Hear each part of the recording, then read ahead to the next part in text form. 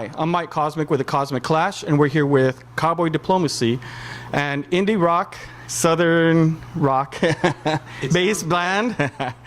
And they were selected as a 2017 Black Fret Award. Not yet. Not yet, but they're selected, right? Artists, yeah. Artists. They were also runners-up for Austin's Best New Band. Here today, we have Ian Cochran, right in the corner right over there. We have Brad Basley on bass. Bentley like the car. Bentley like the car. Not associated. Well, Toyota. you could have been rich. Probably won't. Or maybe, I don't It's know. not going to happen. Zach Walden, who plays lead guitar right over here. And Matt Leslie on drums. He tries. All right, gentlemen. How does it feel to be selected as the 2017 Black Fret? Well, I still live on East Riverside, and if anyone's ever been to Austin, it's not the most savory part of town. So it hasn't hit me yet. I'm waiting to kind of be comfortable. I still eat cans of tuna and boxes of beans. But it feels good to rock with these boys. These guys are my best friends, and we have a great time doing what we do. It feels good. We're happy to be nominated. It's a big compliment on the hard work we've put in. Maybe one day we'll have less tuna, less beans, and maybe more steak. That's the goal. So we're excited about it. And to be runners-up for Austin's Best New Band, that's quite an accomplishment there, because there's like a million bands here who have been here for a long time. A bunch of new bands. How does that? At first it was a little bit disappointing because we like to be number one, but the whole deal with Cowboy Diplomacy is we've always been the underdog. So I kind of like being number two because eventually when we get to number one, we can say "told you so." I like that. The thing with art is, man, there's no number one, there's no number two. It's a fake award for me. What I want is to see a bunch of fans screaming, and we've seen hundreds. I want to see thousands. So this award, it's just getting brushed off my shoulder. We just want to keep on making the shows bigger, making the crowds happier. Matt, what do you have to think about our award? We're super happy that we got the award because if we didn't, we wouldn't be back Black Fret, and so it's cool. People know us who we are now, and it's nice to be known. It's kind of like not an advertisement, but it's kind of something that's really putting you guys out there in the Austin world of music. Yeah, it's a little bit of bump up, It's good to like a bump up, like a one up. All right. How did you guys come together? Who's the lead guys that started to put everything together? Brad and I came from San Diego. I was like, yo, Brad, you want to come to Austin with me? I'm going to try and do this music thing, like for real this time. Brad and I have been playing for about 5 years, and we came to Austin, and then 2 months into, we got a job at South Congress Hotel together. We were working valets, and then He still works there. I got fired. Brad got fired. But we were at work one day, like maybe like a month into us at our new job, and then we saw Matt playing the drums across the street, and Brad heard him. It was like, yo, I'm going over there right now. I'm gonna go check this guy out. And he's like on the clock. I mean, Now you know why I got fired. Things like that. okay, Brad, go ahead. And then he goes over there. He's like, yeah, you got to go check this guy out when we get off. And then like 2 hours pass by, and he's still playing on South Congress. And then we both go over there, and we're like, hey, what's up, man? We just got here from San Diego like a month ago. Do you want to be in a band? And he's like, So I'm playing, and these two tall dudes watched me for like 5-10 minutes, and then I stopped, and they're like, hey man, what's up, dude? Like, yeah, bro, like we're from San Diego. So like here's Did you see us watching you? yeah, of You course. saw me watching? Yeah. Okay. And then you guys are like, hey, here, you give me this like this fucking CD, like a blank CD, like, dude, check this music out, man. Let us know if you want to jam. And then a month later we had a little practice jam session, and then a month later, like January 2016 is when we started getting serious about it. So and honestly, I'm pretty sure didn't you meet them on South Congress also? We met Zach a week later. Like 2 months afterwards. Me and him were jamming on the street. No, I don't think it was. It was more like 3 weeks. Like it was somewhere in the month, man. It was real Like close. a month after or something. All on South Congress? Yeah, we all met. That's like your It's kinda lucky off street semantics, right there. really, That's but, like, you know, I met the guys on South Congress too. They were busking, and I was actually starting another project at the time, and I was trying to poach Brad. He's pretty good on the bass. Wasn't super interested with Ian. You know, we get along now, but but we went out that night. We had a couple drinks, and we're like, okay, you know, we're all pretty similar. We had a good time. And then, you know, the music came second, and it was just kind of natural progression, so it was fun. Yeah. That's pretty cool. All right, let's move on to another topic. Let's talk about your single, Follow Me. Who came up with the song, and what is it about?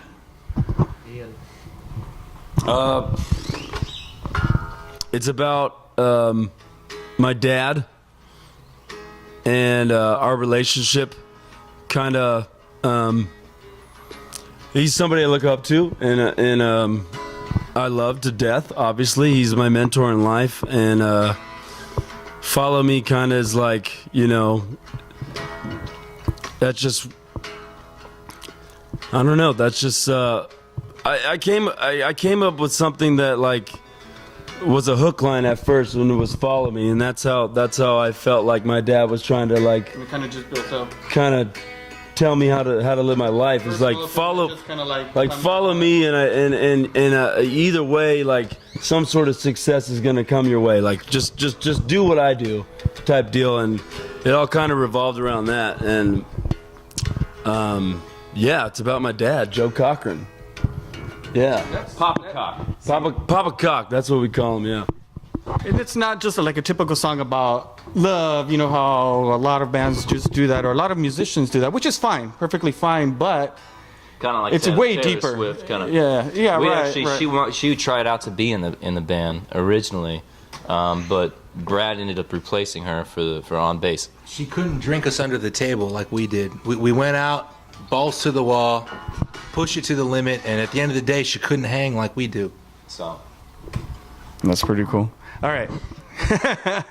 All right, let's talk about the filming of the video and your experience with Howie Weinberg, who filmed that video. Because what did you guys have to do? Howie Prepare? actually did the mastering. Howie Weinberg did the mastering of the track, and he worked with Smashing Pumpkins and Aerosmith and a few other big names.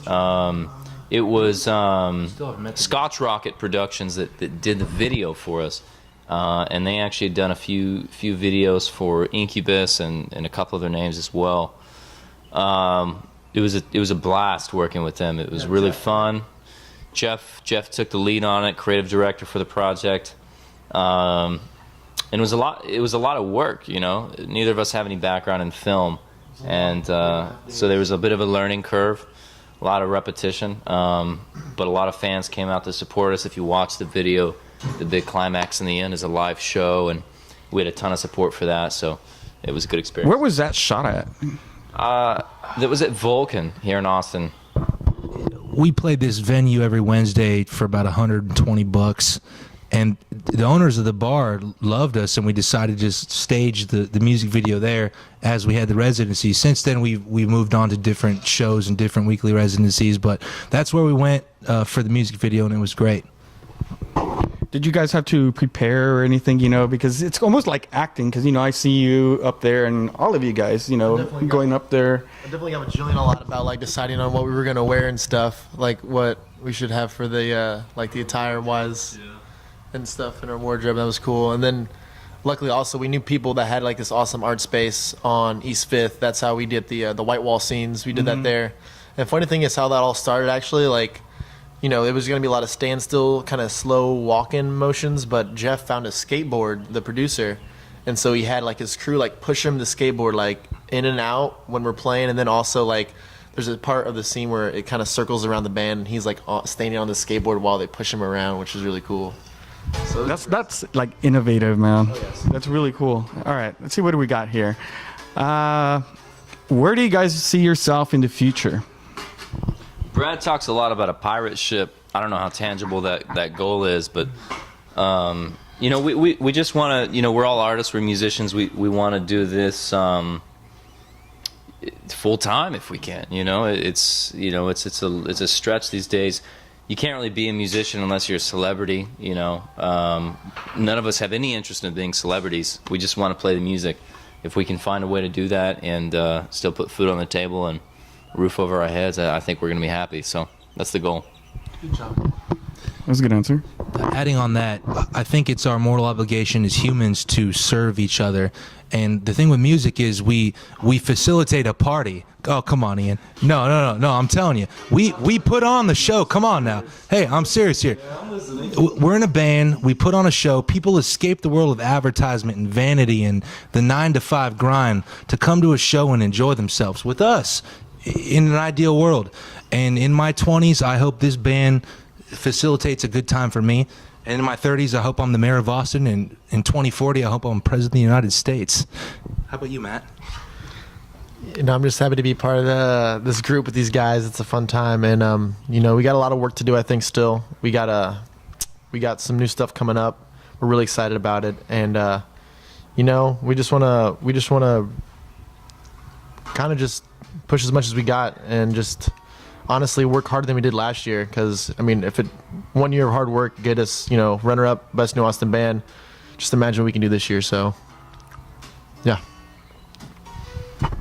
All right, you kind of led up to the next question. What does Cowboy Diplomacy have coming up? Singles, albums, tour, more videos?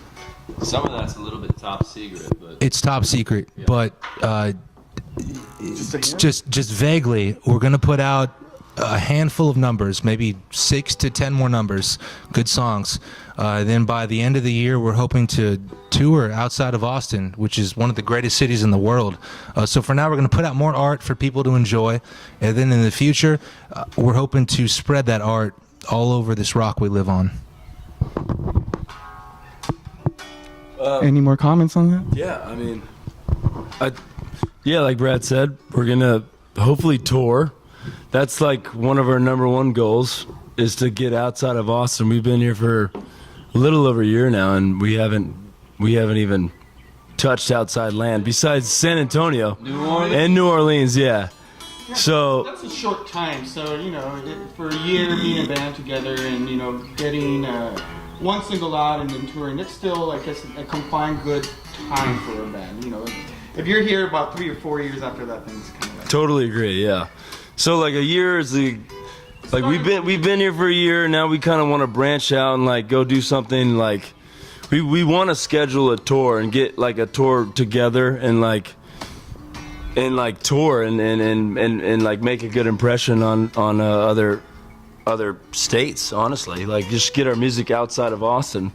And it's mainly only here, besides like our family and friends who are like living in other states who have followed us. But like we've been grinding away for a year, so we're pretty. I think we're pretty well known here in Austin, but we just kind of want to branch out to other places, and I think that's our number one goal, is to go on a tour and get other songs released. Is like the number one thing for us right now, for sure. yeah, get more stuff to the public out there, so you guys can really spread out and have more music out there.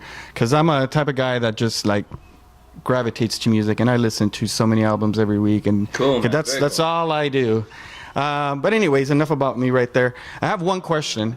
Let's see who can answer this. Who is that girl behind the window? What is that song about? Because I've listened to that song, I swear, like about 50 times already. All right.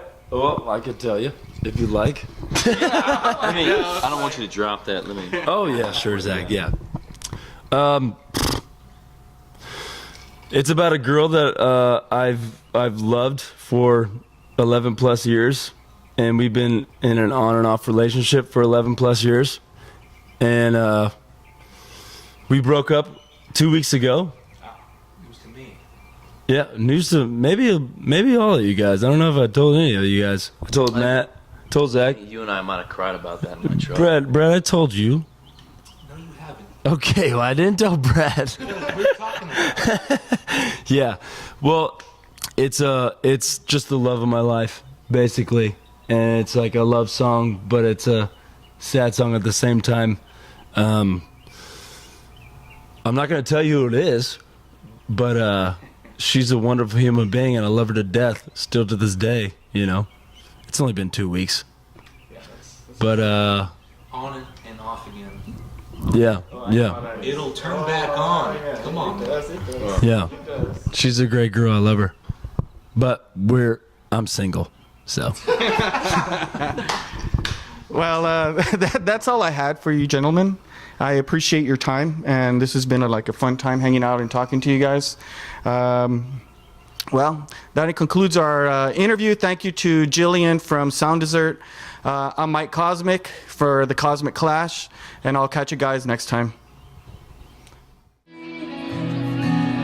I feel two eyes watching over me. It's a girl, she's a fantasy, making sure that I'm worthy. There's no chance in hell I'm under your spell.